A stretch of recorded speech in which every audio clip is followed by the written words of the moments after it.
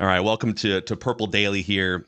Phil and Judd jumping on this Sunday, July 7th. And I don't know, I guess both of us, like the news comes out yesterday that we all saw Khyree Jackson dead at the age of 24. And we can get into his story, which was incredible leading up to the draft and just some of the details that have come out. But, we thought about jumping on yesterday, but I don't know. It's so tragic, and I think letting it breathe and letting some more information come out felt like the right move for us. So here we are a day later after all of you have seen this news.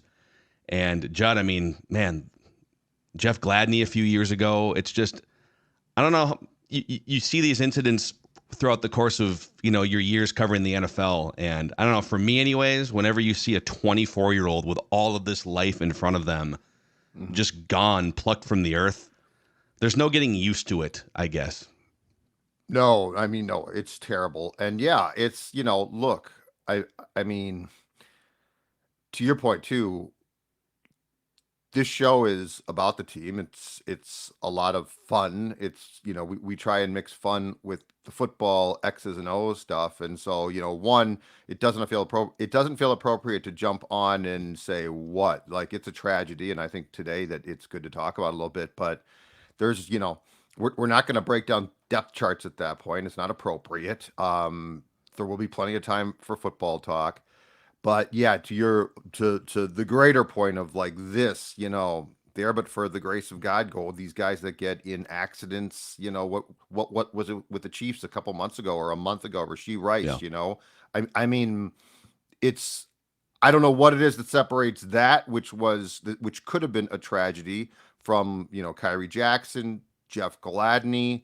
So it just, for a story that you're gonna get into and tell, that sounded like such a great story, and Khyree Jackson was sort of the star of the Vikings draft, in the sense that, here's a guy that was the employee of the month at a grocery store because he had Yeah. quit football and he worked at a Chipotle, and then he decided, I'm going to come back to football. And I think he still struggled a bit with things, but he made it. And so, yeah, I don't care who the person is at that age, it's a tragedy.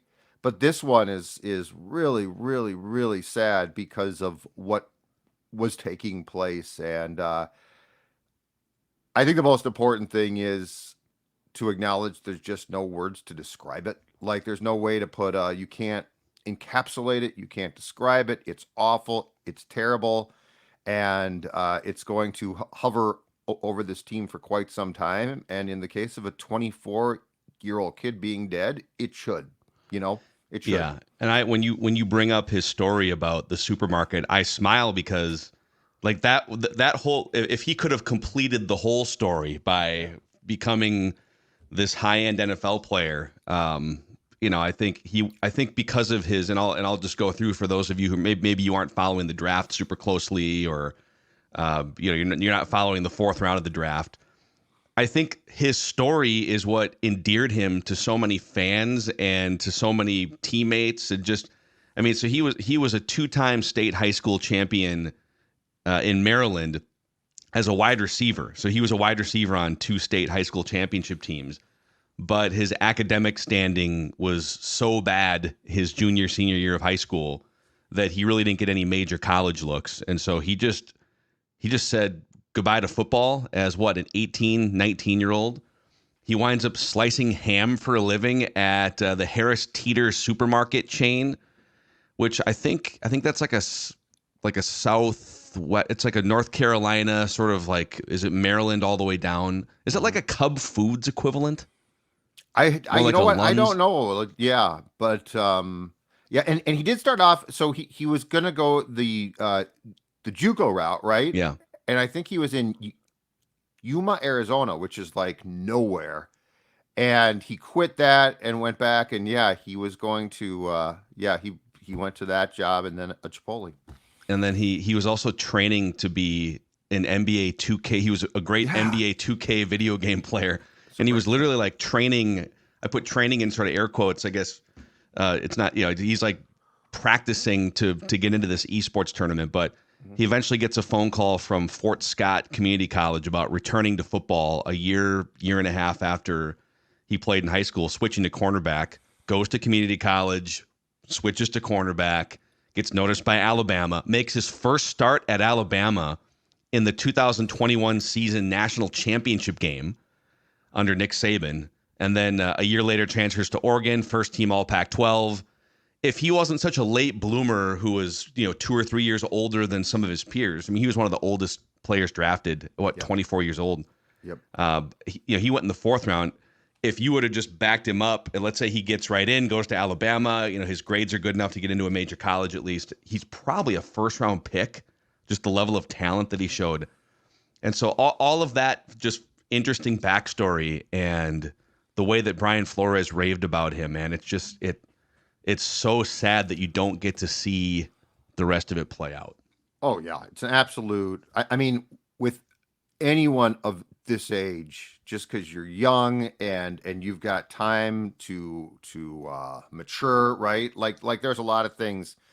Like his story just stops now, and it just absolutely sucks. There's no good way to put this. It just absolutely. It's heartbreaking to see this, and this is this time of year, Phil, too. This is the call that coaches and teams, and I won't, talk about parents, but like coaches and teams fear because It this is. is No, the it's one time of year when the season ends and guys go on their own, but then they're back in the spring, and this is the last time where, hey, you know what?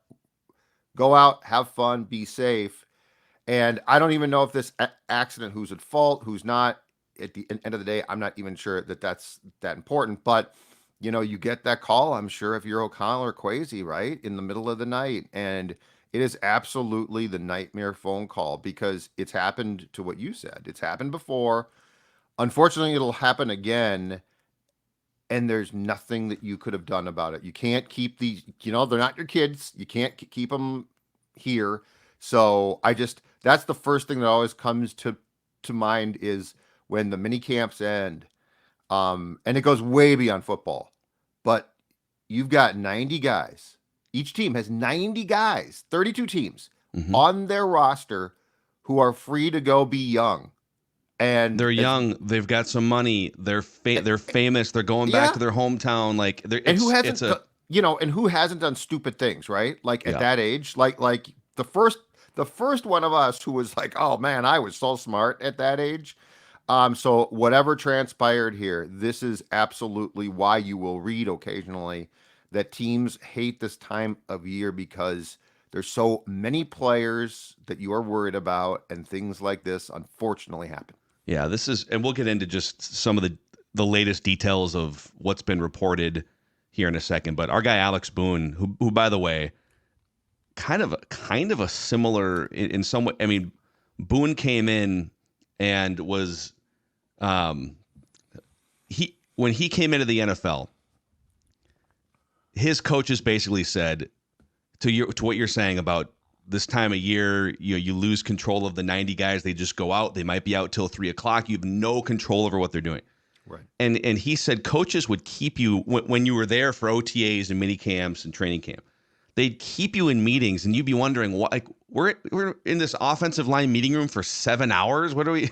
How many more times can we look over a piece of film, right? And he said, well, part of the reason they do that is because they know where you are.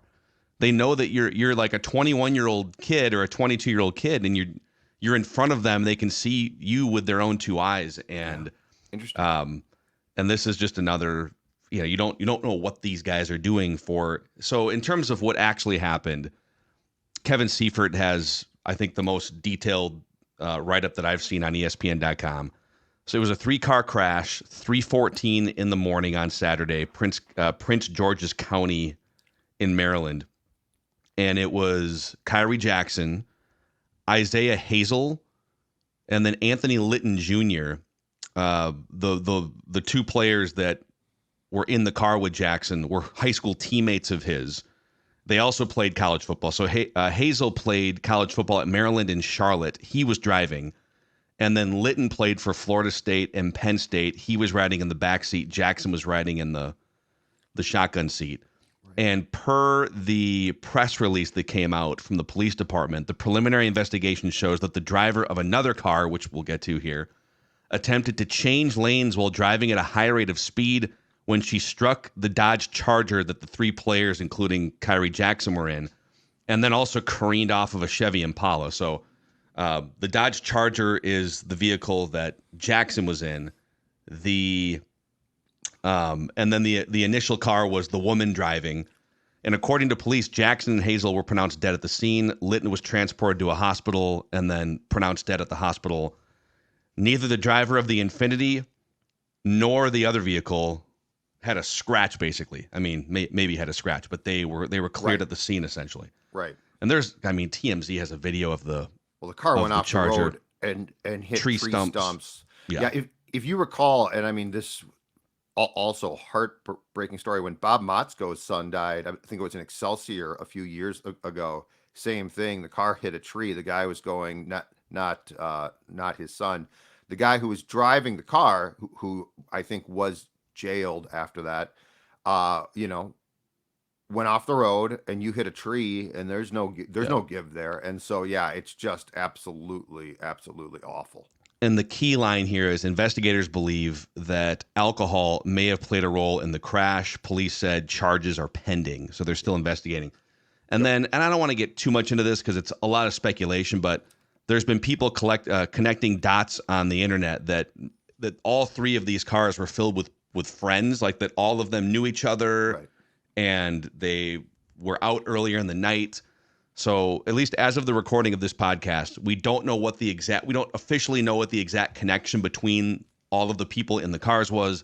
We don't know the official role that alcohol played, but we just know that Khyree Jackson and two of his friends are just needlessly and senselessly gone from the earth. Yep. And it just, I mean, like, I don't want to get on a soapbox here because, whatever, we're just idiots with microphones on a Vikings podcast, but it's 2024. Everybody has a phone in their pocket, an Uber or a Lyft app.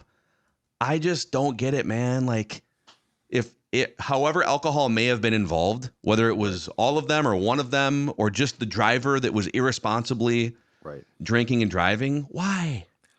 Why in 2024? Well, I think part of what we're talking about here, though, is, and I mean, forget the fact that you just got, in Khyree's case, drafted by a National Football League team. But, Phil, when you're that age too, like I know now, especially like at my age, 54, what I'm about to say makes no sense in your head, but you don't think about death. You don't think you can die. You think that you can drive drunk and not die. Unfortunately, that's just the case. And I'm not saying every 20 kid before 25 thinks that way, but you see this happen time and time again. And if you ask yourself why, it's because, you don't think about yourself at that age. How often did you think about how fragile life could be? You didn't. And here's the problem, I think, too. In some ways, you cannot, at that age, in my opinion, think that way. Like, if you're always like now, I think about death, it's part of life. But when you're that age, I think it's counterproductive to be like fixated on someday I'm going to die, blah, blah, blah. But there is somewhere that draws the line that says, to what you just talked about, hey, you know what? We shouldn't drive, folks. Let's not do. But I'm telling you, and we have both covered enough professional sports and athletes in particular. You see some of these kids and they do not think that their life can end. Like there's an infallibility about them, which is partially why they're successful, but it's also extremely dangerous. Yeah. It's almost like life is a video game or something. Yeah. And if you screw up, then, whatever, you just like reset the video game. Right. And I want to make it clear, just in case we brushed over it, that Khyree Jackson was not driving any of these vehicles. He was in the passenger seat. Yeah, we don't know what role across the board alcohol may or may not have played, and I'm sure more details will come out today in the coming days. Like the only thing that really matters here is a 24-year-old human being who also happens to be a really good football player, who also happens to be a player Right. that the Vikings loved enough to draft Right. and put in their system, is gone. And like it's just another reminder that in the grand scheme of things, we're all just specks of dust on the earth or in the Right. universe, and you don't know if you're going to be here for 24 years or 74 years, Yep. and nothing is really promised, as evidenced And here his this friends weekend. too, you know. Yeah, Three guys that play ball and loved it, I'm sure, and now they're just, suddenly gone. So, yeah, there's just circle back to what I said before, you know, with our show, I think it is important now with a day to at least discuss this, but there's nothing that we can say, that like, oh, thanks for saying that. I just think it's a reminder of how fragile everything is. And unfortunately, you can't live your life thinking every day, okay, life is fragile, because I think it's good to appreciate it. I think if you constantly think about it, it's probably counterproductive. yeah, But this is definitely, and the Vikings, unfortunately, have had things before. Corey Stringer, yeah. now totally different, not in an accident, but on a football field, or because of that, life is snuffed out. These things leave, I think, even on the fan base, these things leave a scar, because it's just so hard to get, one, your head around, and two, it's just so damn It sad. is, and it's also too. It's like we as fans, certainly, like we literally do this for a living, just talking about football every day and sports. As we immerse ourselves in football as fans or media, what have you, we treat it as if it's something really important, right? Right, Like we need to get. Oh man, the right. Vikings drafted Dallas Turner, and like we need to talk about the draft value charts. Did they really get the right value in this trade? Or let's go look at the depth chart, the 53-man roster, and then something like this happens, and you're like, Yep. I mean, it literally feels weird to just go back to talking about football tomorrow. It just puts everything into this Yeah. perspective, you know? It does, but that's the great thing about our brains, is we always eventually snap back there. Um and look, and this is a much greater philosophical conversation that I'm about to broach, but it's important for us to think it's important, because if it's not important, what's the point of the whole exercise?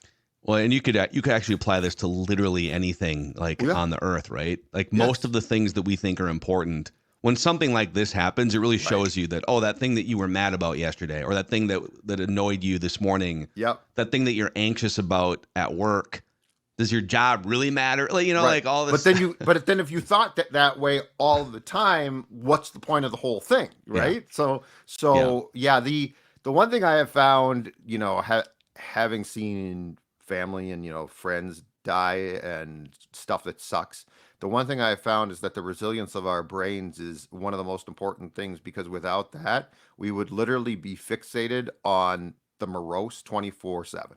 yeah, yeah. It's man, we had I was it's so crazy because like my wife and I went on vacation. We went to Vegas for the weekend and just had a good time. Um, and like the day we flew out, one of a good family friend of ours passed away at the age of, I think, 74, 75. Lived a great, relatively long life, ALS. But he just, like, a week ago, before we went on this vacation, we were just talking about how, man, the way he lived his life, like nobody ever, he had a great career, and he had a baseball career early in his life, but nobody ever talked about the things that he did. People talked about the way that he made them feel. And so we've had all these discussions about what matters, what doesn't in life. And, I think I guess my point here is, whether it's someone in your family who's 75 or whether it's a player that you cheer for who's 24, if you don't, at least for a brief moment, allow these types of things to just give you some perspective, then, what are we doing here? But to your point, oddly, everything does go back to normal after a certain amount of time, and then you're back to talking about football or whatever. But Right. I don't know what the right. We both saw one article out there about the cornerback. Oh my gosh, the cornerback situation. I don't know what the right time is going to be for us to talk about the cornerback depth chart, but it's certainly not today. It's probably not tomorrow. It'll happen at some point in due time. all that really matters is Khyree Jackson, 24 years old, gone. Yeah. And I think the one football thing, well, I think the one thing that we could say about the Vikings as a football team that is going to be very important now is, and I did see that they immediately offered counseling to players, so like Yeah. if a guy, which in 2000, it's weird, in 2001, we didn't even think about that. Hey, the players just got to play. Now, I think it's fortunate we've come so far in the mental health discussion, but I think the one thing is, this is tough, man. These things players and teams don't just get past this. Like they're not going to report for training camp and say a prayer or do something, and that's that. Mm-hmm. Like this will have an impact, in my opinion, on the entire year, and it should. I agree. But the toughest thing I think here is, and this is where sports is so weird, especially pro sports, because there's so much hubris involved, right? The toughest thing is this is a reminder to a bunch of people that never consider death that death is real. Yeah. And it feels like with teams, and again, we both cover teams that have experienced tragedy of some sort. It feels like at some point in time that often catches up mentally because it's such a stressor. And I can't, unless you've been around pro players, it's so hard to describe, but the season starts and they basically suspend their belief about life. Yeah. Like they don't think about they're not us. They're not 9 to 5ers or something, right? Where it's like, okay, I got to do my job and go home. Especially football. You are playing a sport that is brutal. And I'm curious to see how O'Connell and the team and the coaches and the administrators handle this because it's going to be a lot. It's going to be a lot. You know, when Jeff Gladney died in the tragic accident in Dallas a couple of years ago, I'll never forget because he was gone from the team and there were guys that liked him, but I'll never forget the way that it impacted at that time Cam Dantzler, who was still here. Mm-hmm. And like, if there was a final thing in Dantzler's time here where I thought he is really like not right, and this is not, just to be very clear, not a criticism. He is not right to be playing this sport right now. It was that because those two were super, super tight. Mm-hmm. And now it's a locker room of guys who played with, who were about set to play with this guy. There's a very deep mental aspect that's going to be involved here.